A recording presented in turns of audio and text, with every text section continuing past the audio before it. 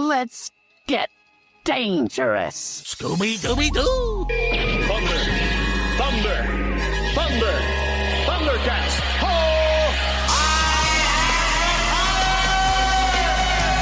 It's a Gundam! And knowing is half the battle. G.I. Joe! I am vengeance. I am the night. I am Batman!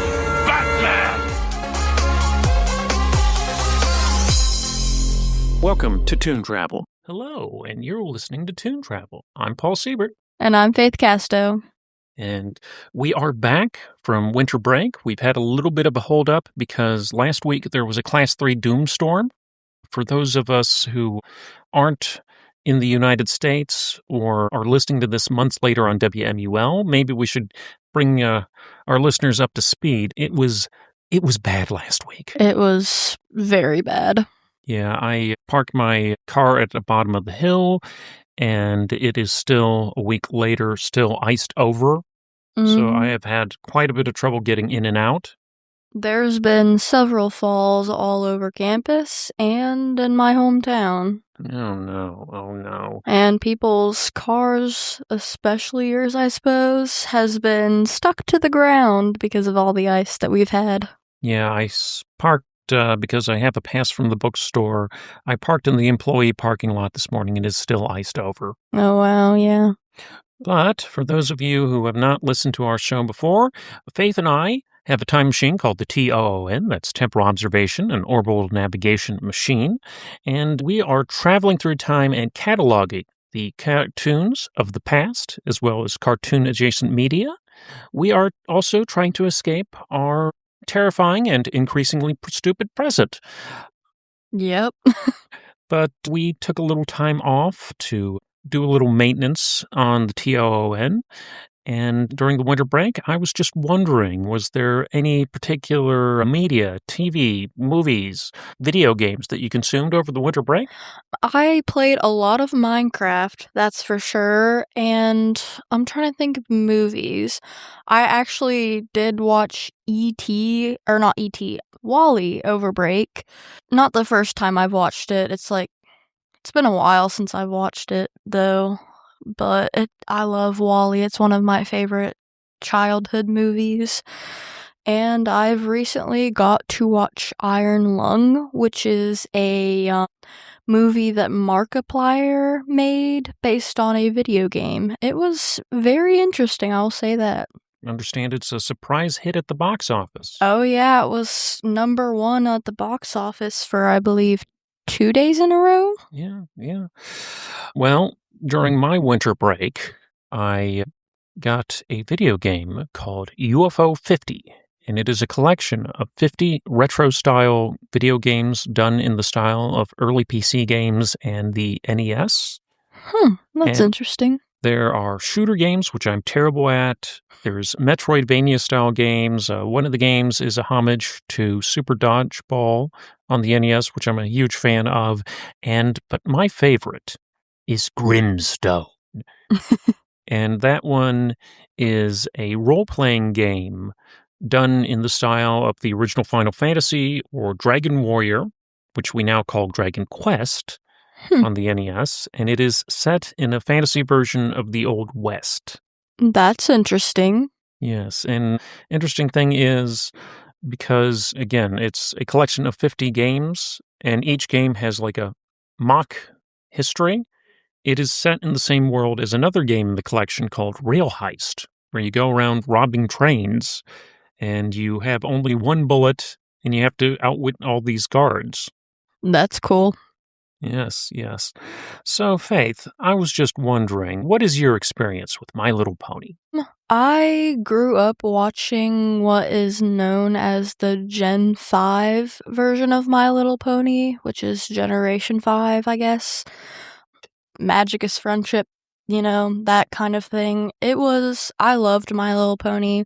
I still do, but I know the one that we watched for this episode was what my mom grew up with, so it's interesting to see what she grew up with.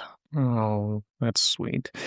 Well, Faith, I didn't watch a lot of My Little Pony growing up because it was a girls' show, but I remember watching this special with my sister, and it really stuck out for me for a number of reasons. Mhm. She also rented the original My Little Pony movie a few times, and I later discovered I actually think it's Gen 4, but I got some notes to check, but Friendship is Magic.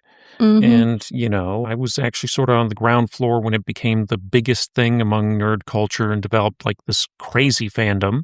Yeah. And, but it's interesting about how it's managed to stick around and persevere and become this multimedia juggernaut. But first, we need to talk about our defunct sponsor.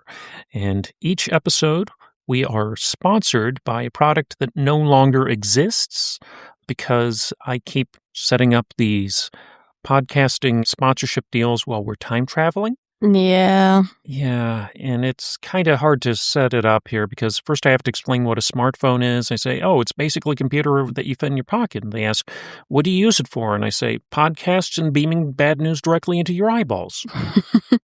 Normally, when we talk about the headlines, I try to keep things light. I stick to news and entertainment for a reason. Yeah. And because this is a fun show, we try to avoid dark things like wars and crime. And I really screwed up, Faith. I'm sorry. Oh. Yeah, our sponsor this episode is Entertech Water Guns.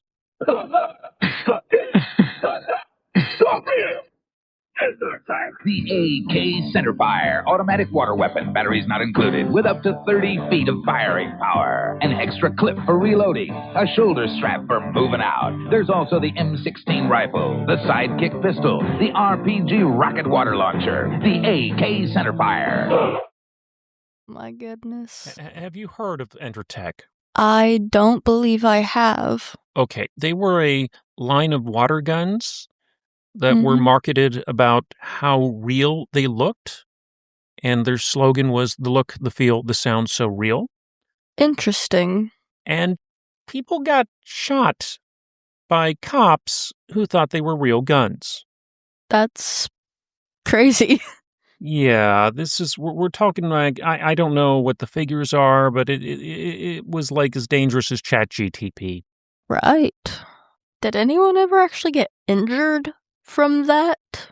Oh, yes. Oh, wow. Okay. Yeah, and there's a reason that if you go to the toy gun aisle in Target or Walmart or whatever, I almost said Toys R Us, but they may be a future defunct sponsor.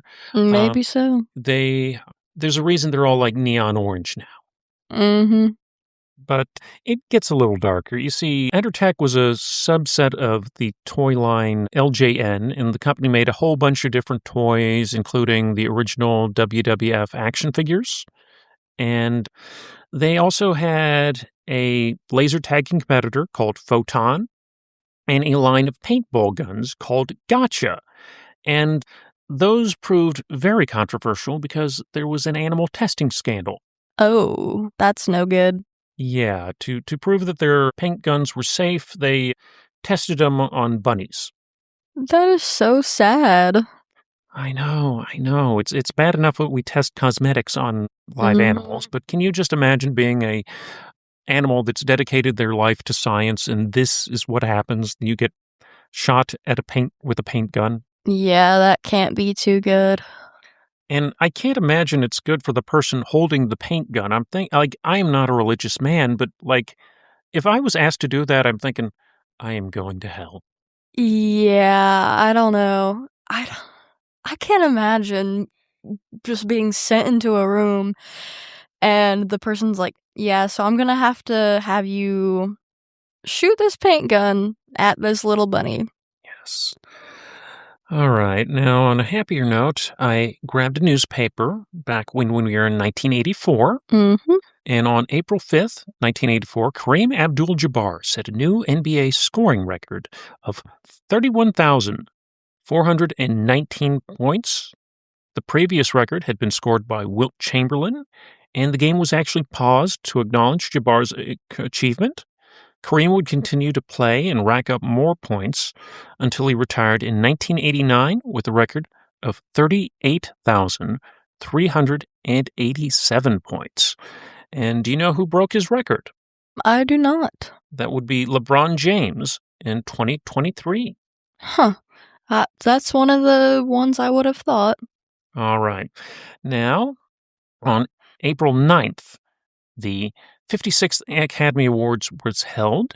Terms of Endearment, a drama directed by James L. Brooke, took home 5 awards that night, including Best Picture, Best Director, Best Actor, Robert Duvall, Best Actress, Shirley MacLaine, Best Supporting Actor, Jack Nicholson, and Best Adapted Screenplay. So a real home run for Terms of Endearment.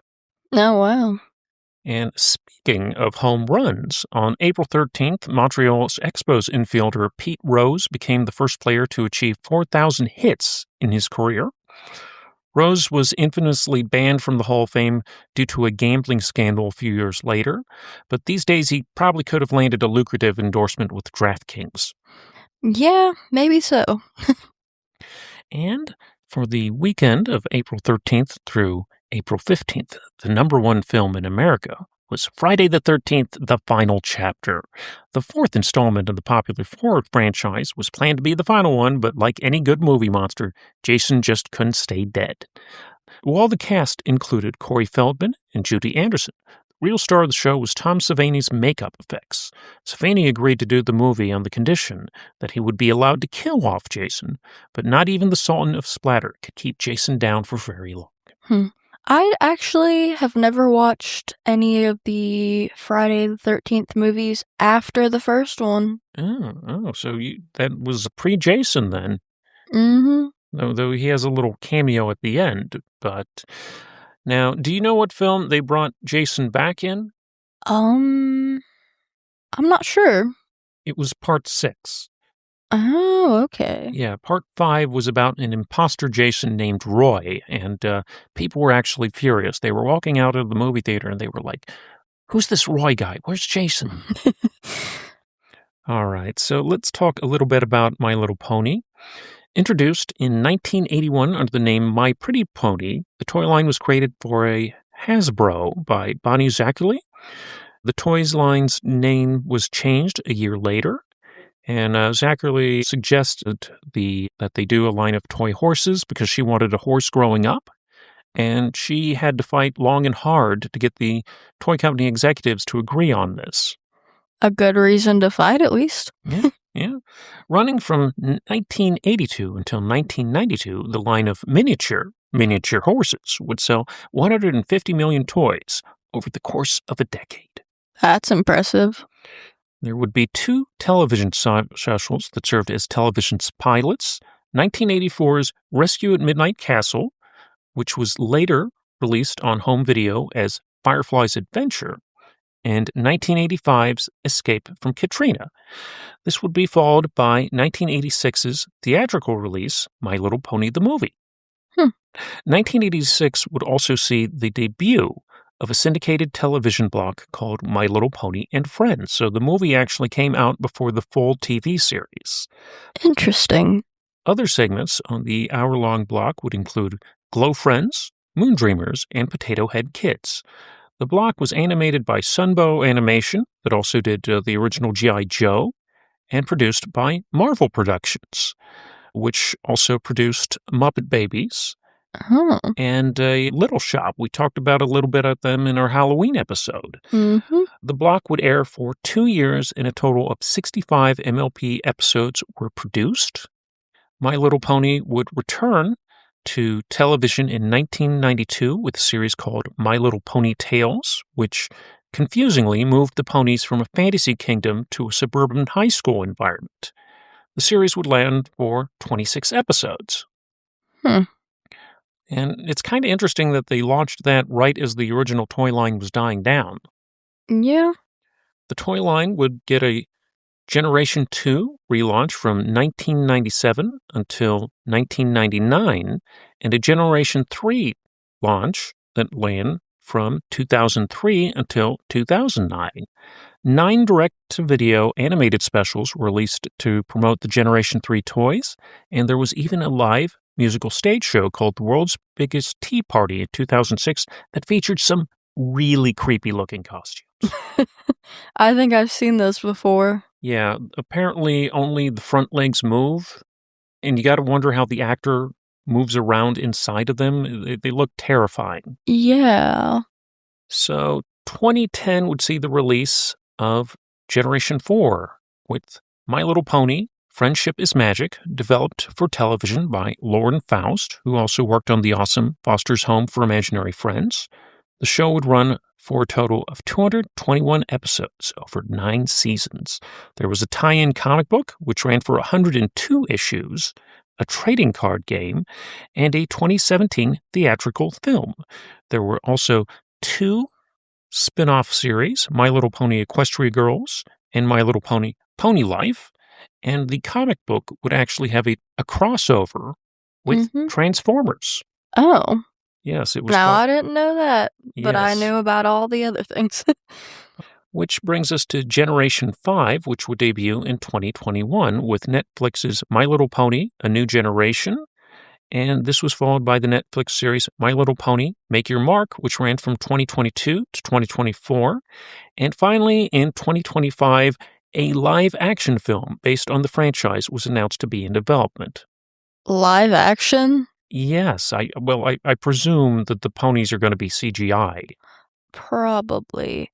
I didn't really like the G5. I actually grew up with G4, which I made the mistake of saying G5 originally. I grew up with G4, and then my brother and I actually watched, I think, the movie that started G5's. I guess, Rain. It was not good, guys. Well, I haven't seen that. I watched a lot of the early seasons of G4, but I sort of fell off, and I've missed the G5 stuff, so... You're not missing much. Well, this pilot, Rescue at Midnight Castle, had some notable voice actors. Sandy Duncan starred as Firefly and Medley. Sandy Duncan is a Broadway stage actress best known for her performance as Peter Pan. She has also dabbled in live-action movies like The $1 Million Duck and Cat from Outer Space, and voice acting. She was also in such animated films as The Fox and the Hound and The Swan Princess. Ooh, those were good. We also have Tony Randall as the Mood Chick. Randall is an Emmy Award-winning actor, best known for his performance as Felix Unger in the television series The Odd Couple. Randall is also an accomplished Broadway actor and singer, and he also somehow wound up on Richard Nixon's enemy list. Oh. Yeah, he was very much a archetypical Hollywood liberal, but that's still a bit much. Yeah. Charlie Adler was Spike. Adler is an accomplished voice actor, best known for Buster Bunny in the original Tiny Toon Adventures and Ickis in Nickelodeon's Real Monsters. Laura Dean was Twilight, Bow Tie, and Cotton Candy. Dean is most famous for being a puppeteer who has worked on Sesame Street for a long time and is the voice of Prairie Dawn. Ron Taylor was cast as Scorpan. Taylor is an actor, singer, and Broadway performer, most famous for being the voice of the plant in the 1982 off-Broadway production of Little Shop of Horrors. That's neat. And finally, you got Victor Caroli as Tirak. Caroli worked as the narrator on the original Transformers animated series and the 1986 Transformers the movie. And basically, anytime they had a 2-part episode of Transformers, he was the guy that would go, previously on Transformers. That's neat. I will say, I found it interesting that some of the older characters like Tirak and Spike were in like the G4 My Little Pony, because Tirak does end up coming back as another enemy in G4 in later seasons. Yeah, and it's interesting. It all started here at My Little Pony, Rescue at Midnight Castle. It first aired on April 14th, 1984, and it was written by George Arthur Bloom and directed by John Gibbs.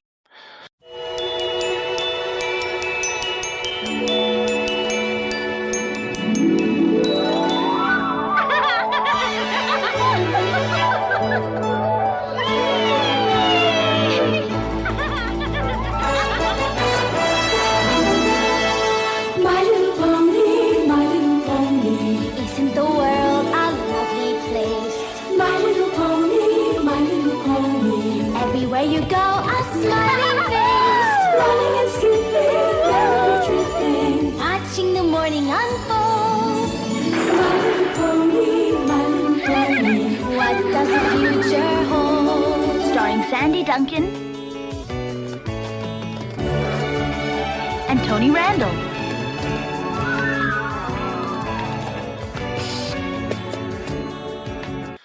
We open up with two Pegasi, Pegapeople? Pegasi, I think. Yes. Firefly and Medley sliding down a rainbow as if it was a water slide and landing in a river at the bed of a waterfall. We get a big montage set to the My Little Pony theme song of ponies frolicking around and having fun. And the song pauses to let us know that Sandy Duncan and Tony Randall are given top billing. We see a group of ponies jumping across a ravine, except for Twilight, who uses her unicorn magic to do a teleportation. A young pony named Ember does the dangerous jump and almost doesn't make it, but gets rescued by our heroine, Firefly. Firefly does a trick called a inside-out double loop, and Medley says it's dangerous, but Firefly says that danger is her life. Firefly ends up crashing into Applejack, who looks very much like her My Little Pony Friendship is Magic counterpart. She really does. Yeah. And I'm wondering if Firefly, they based Rainbow Dash after her. Actually, they did. In the original pitch for Friendship and Magic, they had Firefly, but for whatever reasons, it might have been a rights issue regarding the name. They used, maybe so. They used Rainbow Dash. And Rainbow Dash in the G3 materials, that's where she was introduced, but she was a completely different pony. Yeah, she was like, I think I do remember a little bit of G3, and I believe that she was British, actually. Yeah, or something like that. She was an Earth pony, and she was sort of a fashionista, a little bit like Rarity. Yeah, that's what I've seen before. So she was a little diva. Yeah. So anyway, Applejack is carrying these apples, and Firefly ends up crashing her, and applesauce gets splattered everywhere, and Applejack just starts straight up licking applesauce off of another pony. I don't know how the internet would react to this today. Yeah, I mean, that's what I was thinking. I was like, that's interesting. We cut to Ember talking to Twilight about what she'll do when she grows up, and it's very cute, but suddenly the clouds turn dark, and things begin to storm, and suddenly these giant, hideous dragons called Stratodons begin attacking. They start capturing ponies, and this gargoyle named Scorpion appears to the ponies and says in this deep, ominous voice that they're all doomed and soon will belong to Tirak, the master of Midnight Castle. And I have to say, there's a bit of mood whiplash to start this special. For sure. Firefly decides to fly off and find help, and the other ponies warn her that it's too dangerous, but she flies off anyway, and we cut to Midnight Castle, which has a very cool design. It looks like a heavy metal album cover, where Scorpion is locking away the ponies. There's a baby dragon named Spike there, and he's begging to go on the next mission, but Scorpion refuses for his own good. So even though he's working for the bad guys, we get the insinuation that Scorpion might not be all bad. Scorpion meets with our real villain, Tirak, who has a sinister voice and is stroking a bag, which is beating like a heart. Tirak berates Scorpion for only capturing 2 ponies when he needs 4 to pull his chariot. We don't know why they need ponies or why the Stratodons can't do it, because they look pretty big and scary and strong. Spike tries to speak up for Scorpion, but Tirak will have none of it. I should note that 80s cartoon villains tend to have a comical side or some comic relief henchmen, and Tirak is just straight up terrifying. Honestly, yeah. So Tirak orders Scorpion to make another raid, and though he is hidden in shadow, we see a cloven hoof coming from his leg, implying that he is not human. So we cut to a human girl named Megan who's taking care of a horse named TJ. Suddenly, Firefly collides with a weather vane and winds up crashing into a well. Megan rescues her, and upon realizing she's talking to a horse, has her mind blown. Despite having figuratively known her for seconds, Firefly decides Megan is the person she needs to rescue the other ponies. Megan rides Firefly as she starts flying, and we get a musical number about how the ponies will be dancing on air when they meet Megan as Firefly tries to convince her to help, and it's very cute. Mm-hmm. Megan and Firefly arrive at Dream Castle, playset and figures sold separately. The Stratodons attack and grab Megan. Firefly uses her double inside-out loop to trick the Stratodons into dropping Megan, but the problem with that is they drop Megan from very high. Yeah. She gets rescued by Scorpan, of all people. He warns her that this battle isn't hers. Megan will have none of it and calls Scorpan a monster, and Megan vows to save her new friend somehow. Back at Midnight Castle, all the ponies are lashed up. Tirak points out that Ember is too small to pull his chariot and admonishes Scorpan for failing again. Tirak steps out of the shadows, and he's a terrifying centaur Satan. He opens his magic bag, which transforms the ponies into dragons, but not the same dragons as Spike or Stratodons. I guess Tirak needs a very specific kind of dragon. I reckon so. Tirak warns Scorpan that if he doesn't get a fourth pony by midnight, he's going to decapitate Spike. And remember, this is a show for tiny children. Mm-hmm. Like, Tirak popped up in the Generation 4 of My Little Pony, but I don't think he ever threatened to decapitate anybody. He honestly didn't. I mean, he threatened to take over Equestria, but I think that was about it. Meanwhile, Megan and the ponies are looking for someone called the Mood Chick and crossing a rickety bridge over a raging river. Applejack falls over the bridge, and Megan dives in to rescue her. A giant clam tries to eat them, but who should show up but the sea ponies? Shooby-doo, shooby-doo, who summon a giant bubble around Megan and Applejack. They sing this very upbeat little doo-wop song to introduce themselves, and they give Megan a magic seashell to call them if they ever need her help again. Our heroes wander into a forest with giant mushrooms, and they meet the Moochek, who's this weird little gnome guy with the voice of Tony Randall. He informs them that Tirak is trying to bring about the night that never ends, and they must swipe away the rainbow of darkness that gives him his power. The only thing that can stop the rainbow of darkness is the rainbow of light, and he happens to have a little piece of one. Problem is, he can't remember where it is. The Moochek goes into a musical number about how he can't find it. He has a rabbit assistant who keeps trying to help him, but it turns out the rabbit has it in a necklace in his pocket.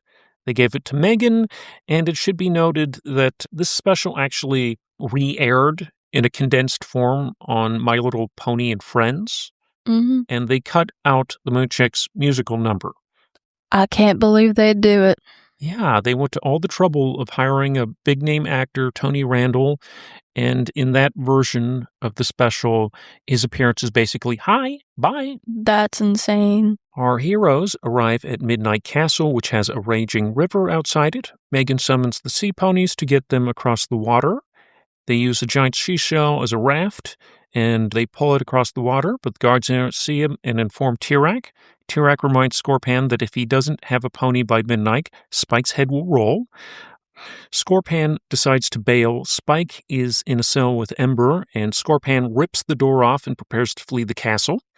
Megan and the ponies are lost in the castle. A guard grabs Applejack. The others find themselves in Tirak's throne room. Tirak appears and gloats. He turns Applejack into a dragon. Scorpan opens up the room and briefly does a face turn, body slamming the guard, and tells the ponies to run. He then pulls Megan to safety as they flee the guards. Tirak bursts out of the castle on his dragon-pulled chariot and prepares to usher in the night that never ends. Scorpan tries to stop him and gets tossed aside pretty easily. Megan hops in on Firefly's back, and they knock the bag carrying the Rainbow of Darkness out of Tirak's grip. The ponies play keep away at the guards with the bag, The guards seemingly trap Twilight, but she teleports away. And did Twilight look familiar? Because actually, one neat thing they did in Friendship is Magic, in one episode in a flashback, they used G1 Twilight's design as Twilight Sparkle's mother. Oh, yeah. So anyway, they give the bag to Firefly, who tries to fly away with it, but she crashes into a Stratocaster and drops the bag, in which Tirak catches. When all seems lost, Megan notices that the necklace is glowing. Megan opens it up, and a tiny little rainbow pops out. It looks very puny. Tirak laughs and unleashes the rainbow of darkness, which absorbs the rainbow of light. The rainbow of light, however, absorbs the rainbow of darkness and wraps itself around Tirak. Suddenly there's a big explosion, and Tirak is blown to smithereens. Dun, dun, dun. He is dead. The Stratocasters turn back into butterflies, the guards turn into bluebirds, and the ponies turn back to normal. And it turns out that Scorpan's true form was a prince who got turned into a monster when Scorpan took over his kingdom. Spike, however, doesn't change because he was always a little baby dragon. And our special ends with a reprise of the My Little Pony theme song as Firefly takes Megan home. The end. So, what did you, as a G4 fan, what did you think of this special? I honestly thought it was really charming. It was cute, and I kind of liked the simplicity of it because with G4, you kind of focus on the fact that there are, like, alicorns, which is both a unicorn and Pegasus combined, which, like, makes them princesses. And I don't think that's a thing with this, like, original My Little Pony. And I think the simplicity of it was something that I enjoyed. I enjoyed the simplicity of it. I enjoyed it because of you had that sudden tone whiplash where you have this very cutesy sugar bowl opening, and then all of a sudden we have these terrifying dragons and a gargoyle and this castle that looks like a heavy metal album cover. Yeah, that was something that I found interesting. And it is very, very, I mean, they have villains in the other My Little Pony cartoons of this era, but usually they got some comic relief. There has never been a cartoon villain quite as scary as Tirak. Yeah, he's really just straight to the point with it. Yes, again, we got a G4 version of Tirak who goes around stealing magic and manipulating people and trying to take over Equestria, but he's not that bad compared to this version. Yeah, he doesn't even have a cloak. So, Faith, it's time for a game show. Woohoo! We're going to cue up the game show music.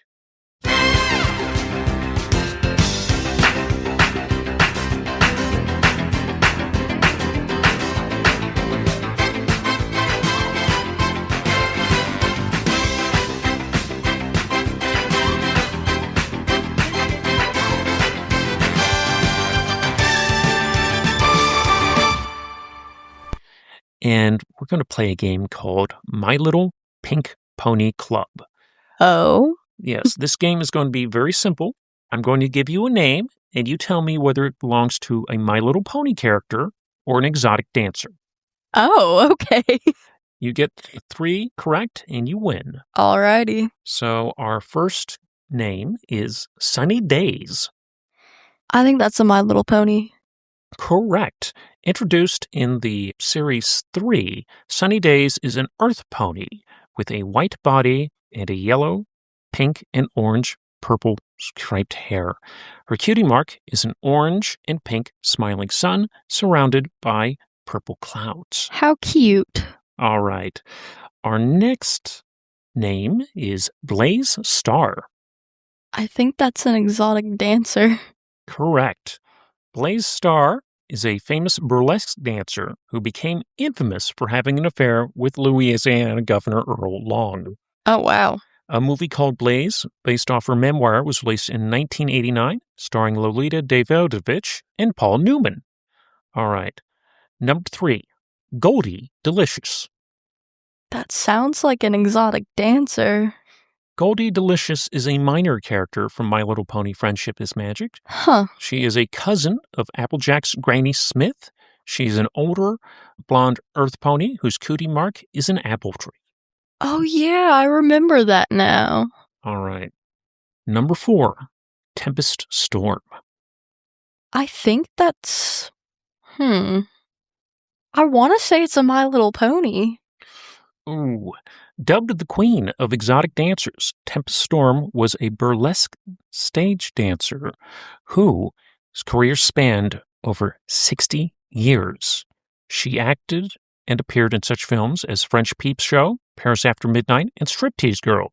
She is not to be confused with Tempest Shadow, who was the antagonist of the 2017 My Little Pony, the movie. Right, because I thought there was a Tempest. That's what threw me off about it. All right, so you're 2-2.